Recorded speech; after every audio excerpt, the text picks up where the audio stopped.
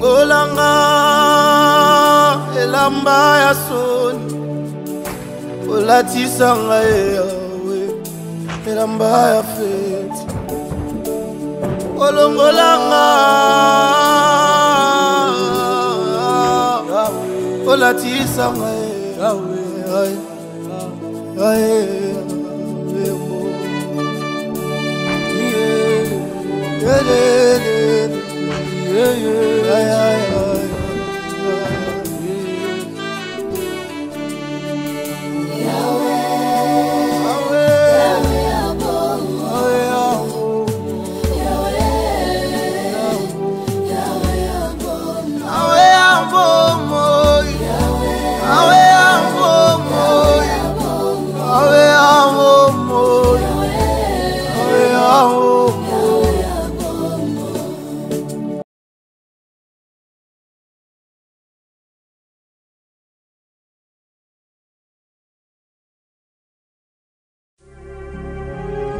Commencement, et la parole, et la parole, et la parole, et la parole, Christ, radio, parole vie, la radio qui donne à travers la parole. Shalom, shalom, chers auditeurs de la radio Parole Vie. Des besoins dans 4 coins du monde entier. En Afrique, en Europe, en Asie, en Amérique, c'est comme en Océanie. C'est Kabolingo, Ngolo, Pebolamu, et Yesu Messia Nazareth Nzambe moko tondimela, oumela likona bino. Cher papa, chère maman, je l'ai toujours dit, je suis le prédicateur de la bonne nouvelle. Natiaka sango malamu, et Yesu Messia Nazareth Nzambe moko tondimela, Nzambe ya solo pe ya bomoi. Lui qui est passé de la mort à la vie, il est écrit bien-aimé, du lever du soleil jusqu'à son couchant, que le nom de l'Éternel soit élevé. Oh, j'aime élever son nom. J'aime adorer ces messieurs, lui qui est le grand vainqueur de Golgotha. Il est Dieu vivant et véritable. Il est tout puissant. Et puis ça me libisongo luna tongo le bien-aimé. Et au kabula sango malam. Donc autant so lembi ko sambe la suite ba ozanango comme problème. Yaya. Pendant que tous en mukili ana sena tango ba problème aussi la kate. D'ailleurs, il faut changer quand il forme. Tous les temps nous sommes problème. Yaya, nous tournons na balité. Azana problème ya célibat, azolu kabal. Tango kubala, tam so cause na problème ya mabota. Akusambe la pose mabota. Tango zo mabota, azana problème. Ya kusambela nzambe à protéger na bitumba abana. Bien-aimé. Donc réaliser na vie à mona na nzambe bitumbe zalaka kaka. Bongo bien-aimé dans le Seigneur, le kola bitumbe zalaka kaka. Yope sengeli olonga kaka. Mais okozwa elonga kati na Yesu Messia Nazareth nzamba solo pe ya bomoi. Parce que bitumbe za permanent, la Bible dit bitumba Amalek na Israël. Et ozalaka de génération en génération. Amalek c'est l'ennemi. Bien-aimé dans le Seigneur, j'aimerais te dire ce matin, il y a un Dieu qui restaure pour ton cas là, pour ton problème.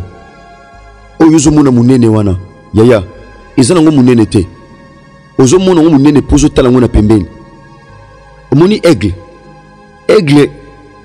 Soza na posa zo loko na se. Amataka musika po amona ngo malamu. Akoma komona ngo mukie. Eloko eza munene na pembeni. Soki opusani musika omona ngo mukie. Eza makambe na vino yana ngo munene te. Omona ngo nde munene po otala ngo na pembeni. Stérilité wana omona ngo munene po otala ngo na pembeni. Blocage wana omona ngo munene po otala ngo na pembeni. Humiliation wana omona ngo munene po otala ngo na pembeni. Maladie wana bien-aimé ate boma bato omona ngo munene po otala ngo na pembeni. Luka mo muke o s'éloigner nango et ko permettre yo omona ngo muke. Parce que aigle yaya amata likolo makasi eloko azana ngo posa azwa atezanine omona ngo muke. Bien-aimé, il y a un Dieu qui restaure. Tobaki restaurer c'est réparer. Ezako bongisa. Il y a un Dieu qui est le meilleur réparateur. Tout le monde a souka paré nanda ko baby. Et sengeli ezala réparer. Ba bongisa. Na kata mutuka pièce moko kufe sengeli ba réparer ango. Oh, il y a un Dieu qui répare. Il y a un Dieu qui restaure. Restaurer zali ko komisa asika. C'est quoi restaurer? C'est remettre en bon état. Kozong sana état malam, matrice wana. Estomac ne comment kobela. C'est possible nzamba zong sango à bon état. Barre eux comment na problème. Prostate comment na problème. Maman papa ataba choba sonde. C'est possible ils ont un bon état. Barre comment qu'on est dialyse. Yaya. Non t'es yo mon frère, non t'es ma soeur. Non t'es nzamba kufa pe c'est quoi c'est ma mikolomi satu azana bomoy. Il est assis à la droite du Père. Il intercède aussi pour nous. Yaya, il y a un Dieu qui restaure. À quoi restaurer ba foi na mutemana o beba. Et créer ba tumeur. Mutemana o sala ba tumeur yaya. Atisala ba mai na ba poche moko songolo. Il y a un Dieu.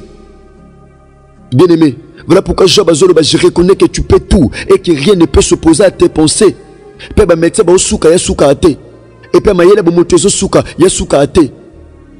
Aza au-delà à science, au-delà à intelligence, au-delà à connaissance, au-delà à savoir. Aza au-delà à nyos. Bien-aimé dans le Seigneur. Aza capable de rétablir. Ate ba longole ko na musala. Ate simba kite, mais il est capable parce qu'il restaure. Il restaure, bien-aimé. À quoi restaurer vie chrétienne, à quoi restaurer ministère, cher homme de Dieu. Il peut tout restaurer dans ta vie. Il peut tout restaurer. Nous sommes dans Ézéchiel. Nous sommes dans Ézéchiel chapitre 37. Bien-aimé, c'est le plan que Dieu avait conçu pour restaurer son peuple. Bien-aimé, pendant qu'on est là, pendant que tu te poses mille et une questions, Dieu est en train de réparer déjà, est en train de préparer pour toi une solution. Tout le monde commence à me dire Ézéchiel tina vallée. Vallée eza lubwaku. Vallée eza paille batubale kaka rarement. Au réaliser Ézéchiel na vallée zaki ya ka yena mikuwa. Nzamba oloba. Ézéchiel azo répondre. Bien-aimé, nyos mikuwa zaki olala. Mikuwa zaki eloko récupérer zaki tena bomoto. Mais là où les gens ne voient rien, Dieu voit quelque chose. Batubamo ne logote. Batubamo n'a rien. Nzamba telesibiso premièrement important c'est molimo mosanto. Comment en esprit, na tangwana esprit azaki non partiel. Mutolinga sala musala, molimo azaki likolo na ye. Molimo azaki na bato kopona, na ba sacrificateur to ba prophète to pe ba roi. Pour ko réaliser musala moko songolo. Maintenant awa nzamba maki Ézéchiel. Tango tunie motuna. Ézéchiel a répondu pas na nzamba Seigneur, yondo yebi. Yo yebi. Nzamba comprendre que Ézéchiel a comprendre. Parce que Nzamba coopérana bato bazo comprendre vision. Dieu collabore avec ceux qui comprennent. Nzamba collabore bato bana kondima. Nzamba soit nimi banzela na yo. C'est fini. La Bible dit lorsque Dieu approuve les voies d'un homme, il dispose favorablement à son égard même ses ennemis. Tangu Nzambe andimi banzela amutu. Tangu Nzambe andimi etamboli amutu. Yaya.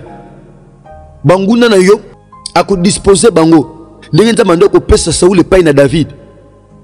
David oba na ko tchalo boko te likolo mo pakola na Nzambe parce que mafuta Nzambe za likolo na ye. Aza muto Nzamba pona. David avait compris ce secret là. Bien que Nzamba ndo ko livrer na maboko na ye. Mais David asala ki loko monter mabeli kona Saul. Bien-aimé dans le Seigneur. Awa na sima ko pesa réponse epai na Nzambe kolo yondo yebi. Nzamba lobi que oui, Ézéchiel, tu as compris la vision. Tu as compris. Maintenant, je peux collaborer avec toi. Maintenant, on collabore na yo. Okoza la canal, on a utilisé pour na mikuwa oyo, ezo restauration. Pour na santa bateau, ezo restauration. Nazape Ézéchiel na tongwa lelo.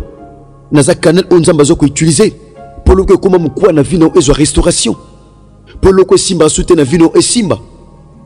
Pour le que kenda li soute liboso et ke liboso. Donc ce matin, il y a un Dieu qui restaure. Que Dieu te bénisse, toi qui dis Amen. Écoutez maintenant, dans le 4e verset, il me dit, prophétise sur ces eaux et dis-leur, osuma desséché, écoutez la parole de l'Éternel. Bien-aimé, awa nzamba zoluba, abi yebisa bango, prophétiser, sakola, prophétiser, C'est prédire l'avenir par inspiration divine. C'est prédire l'avenir. Que le bamakambe ko salema na c'est inspiration à bonzambe. Le ba prophétie comme belé ya ko fabriquer. Ba prophétie comme belé pour pesa ba tout ça on thème. Alors que inspiration, prophétie fait où t'es pas une nzambe et se réalise à la authentique. La prophétie ne doit jamais être fabriquée par les hommes. Il faut nzambatina pour nous prophétiser. Voilà pourquoi dans la Bible il y avait un moment où Dieu ne parlait pas. Bien aimé, comme dans Malachi, Tina Matthieu, tu réaliser comment il y a eu silence. C'est à peu près 400 ans où Dieu ne parlait pas. Il n'y avait pas de prophétie. À peu près 400 ans, c'était le silence de Dieu. Ne faisons pas parler Dieu quand tu ne parles pas. Tout le bisanzambe était en zolobate. Il y a des moments où Dieu croise les bras à Otal. Tout le bisanzambe était en lobité. Tout fabriquer ma prophétie, les hommes de Dieu, vous qui m'écoutez. Tant on dit ma péché maté à tout le peuple nzambe. Yebisanzambe Seigneur, n'a moi le noté à pour le peuple na. N'a moi le noté à peuple noté. Dieu va t'inspirer. Nzamba lobi prophétise, Nzamba tindi. Bien aimé, est-ce que Nzamba tinda yoloba? Est-ce que Dieu, Nzamba tinda rayo, papa, maman, mon frère, ma soeur, chers serviteurs de Dieu, Nzamba tinda rayo? Son Nzamba tindi te ba résultat aux alaté. Il y a des résultats tant Nzamba tindi. Ce qui Nzamba lobité, yaya, prophétie wana, école loba, mais qu'on s'appelle kitoko, mais yaya, le col les inspiré et au sale l'oroté. Ils ont le col la maille et se paner le colam qu'on a libat. Bien aimé, c'est prédire l'avenir par inspiration divine. Yaya, c'est prévoir et dire d'avance ce qui doit arriver. Donc la prophétie doit s'accomplir. Lorsqu'il y a une prophétie qui ne s'accomplit pas, cela n'est pas une prophétie authentique. Wana utite pas une nzambe. Nzamba tindi Ézéchiel, nous ne sommes pas dans ça. Nzamba tindi Ézéchiel. Bien-aimé le Seigneur. Abi loba. Olobanin. Ngam non tu de makambo loba. Tala makambo loba. Écoutez. Prophétise sur ces eaux. Et du l'air. Osuma desséché. Yebisa bango. Mikuwa kokauka. Identifier mikuwa oyo. Identifier problème yamouteux. Identifier. Yo célibat. Yo péché. Yo kotonga. Yo kofinga. Yo kochola. Yo kuluna. Yo loko tel. Identifier loko nyonso. Osuma desséché. Benga ngona kombo nango. Écoutez la parole de l'Éternel. Osuma desséché. Bien aimé. So muta koufi. A perdaka tous les 5 sens. Mais awa nzamba zo tinda musene aloba. Nikola mikuwa. Mikuwa. Sans satan moko te koko zanakata mikuwa. Mikuwa pezaki ya kopanzana. Le boko na gauche. Le kolo na droite. Mutu kenda kuna. Ezaki ya kopanzana. Mais nzamba zo tinda musali ne aloba. Bien aimé. Lorsque Dieu, bien aimé dans le Seigneur, nous permet de parler, de prophétiser. Tant que nzamba zo pesa biso nzela to loba. Bien aimé. Ateli kamoneza impossible. Ateza difficile. Il y a et comment possible. Parce que libosona il n'y a pas d'impossibilité. Libosona tout est possible. Et le quoi est impossible il y a mis sur bateau. Pas nzamba ça possible. Ataba trompe zate c'est possible moi na fanda. Bisoto mona mutu trompe zate bien aimé. Ma simba ban. Au simba ban. Et le quoi est impossible pas bateau mais son nzamba lobby. Et comment possible. Yaya. Voilà pourquoi la Bible dit, il dit un mot et la chose s'accomplit. Lorsque Dieu dit un mot, la chose doit s'accomplir. Nami kuwa kokauke yoke la kaye. Atindi mosalia loba. Nebite na vino mon frère ma soeur, quelle situation et comment moukoua? Quel problème et comment moukoua? Ozomo nango c'est comme si et vous allez jamais restaurer. Tala moukoua et kabwana, moukoua. Musunezate. Banerezate. Et l'autre zate. Menzambe. Aotin d'Ézéchiel. Aloba. C'est possible ce matin. Natomba lobo ngapena loba. Parce que Dieu m'envoie ce matin. Nzamba tinga pour la situation wana. Bien aimé. Oko silisa ane ote na mikuwa na situation mukuwa. Parce que nzamba tindi mosali ne o nazana tongwa lelo. Nazo tia yo na sama futa tata nga de la foi. Mona mutu akondima zaka mutu akondima. Nazota yo avec énergie parce que ton dimela nzamba solo pe abomoy. Yesu Masia à Nazareth to tia ke sans mélange. Yesu Masia à Nazareth to amata na croix wa kokisa nyoso. To sangsake na maite na mafuta te na bougie te ni na singa ni na mungwa ni na mafuta. So nzamba lobi atelo kwa neza impossible na miso abatu. Pa nzambe comme possible parce que devant lui même le possible devient possible. Oh, que Dieu te bénisse toi qui dis amen. Devant ces dieux Jésus-Christ de Nazareth, même l'impossible devient possible. Alléluia. Abi yebisa mikwa oya kokauka. Abi yebisa bango boyoka liloba na nzambe. Bien-aimé, écoutez cette parole. Écoutez la parole de Dieu, bien-aimé. Oyokipe batu mingi, okipe médecin mingi, okipe tata mwasi, okipe tata leki, okipe noko, okipe bailleur, okipe locataire, okipe chef à musala. Mais écoutez la parole de l'Éternel, écoutez la parole de Dieu. Chère maman, cher papa, chers frères et sœurs, écoutez la parole de Dieu. Okaba tu trop. Maloba musu esili sa kondima. Bien aimé. Oh, maloba batu yaya esili sa kondima. Oyoka kanani. Mais ça yebiso maladie, oh c'est fini. Zela liwa. Okangama nango. Yaya. Devant notre Dieu, même l'impossible devient possible. Yeah. Amisaka mai même na libanga. Allez sabatu mapa même ne sobe. Anoki samvula misuni na kati sobe bana Israël balia akabula mai mer peuple aleka. Alléluia. Bien-aimé, nous devons comprendre la grandeur de ce Dieu. Devant lui il n'y a pas d'impossible. Devant lui il n'y a pas d'impossible. Bien-aimé dans le Seigneur, abi loba likola mikuwa o yo loba kaka e kusama na sima yo yebite yo loba.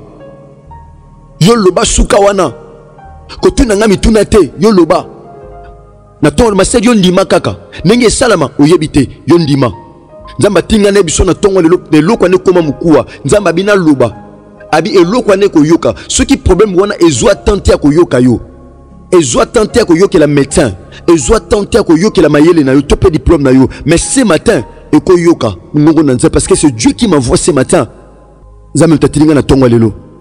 Abi osima de sécher, écoutez la parole. La parole de notre Dieu libère. La Bible dit dans leur détresse, ils crièrent à l'Éternel. Et l'Éternel envoya sa parole. Et sa parole le guérit et les fit échapper de leurs angoisses. Merci papa, merci maman. Merci chers auditeurs de la radio Parole Vie. Merci chers bien-aimés dans le Seigneur. Chers membres de la famille. Vous qui êtes branchés à tout moment sur la radio Parole Vie. La 4 émission Abisso Parole Vie. Que le ciel vous soit ouvert. Merci. C'était là votre humble frère, le frère Herbie, héritier Bissiamou, mon atatananga Jean-Paul Mayata, pasteur de la foi. Tout comme nous sommes pratiquement na souka, ce qui m'a dit, oh, simba qui m'a manayo, bah, numéro affiché na l'écran nabiso, na chaîne nabiso YouTube, oh, Zaliwana, de Lef TV 2, chiffre 9 TV, PRK Pro TV. Comme l'abiso, numéro contact Zali plus 243 89 75 70 917. Merci l'ingénieur Chris Kundenga, Enoch, ingénieur. Merci l'indécocheur Sapé Mama Amona. Merci également à tous nos bien-aimés qui nous accompagnent. Merci. Sans Christ, il n'y a pas de vie. Et sans parole vie, il n'y a pas non plus de vie. Merci, que Dieu vous bénisse. Au commencement, était la parole, et la parole, et la parole, et la parole. Christ, Christ. Radio, parole vie, la radio qui donne la vie à travers la parole.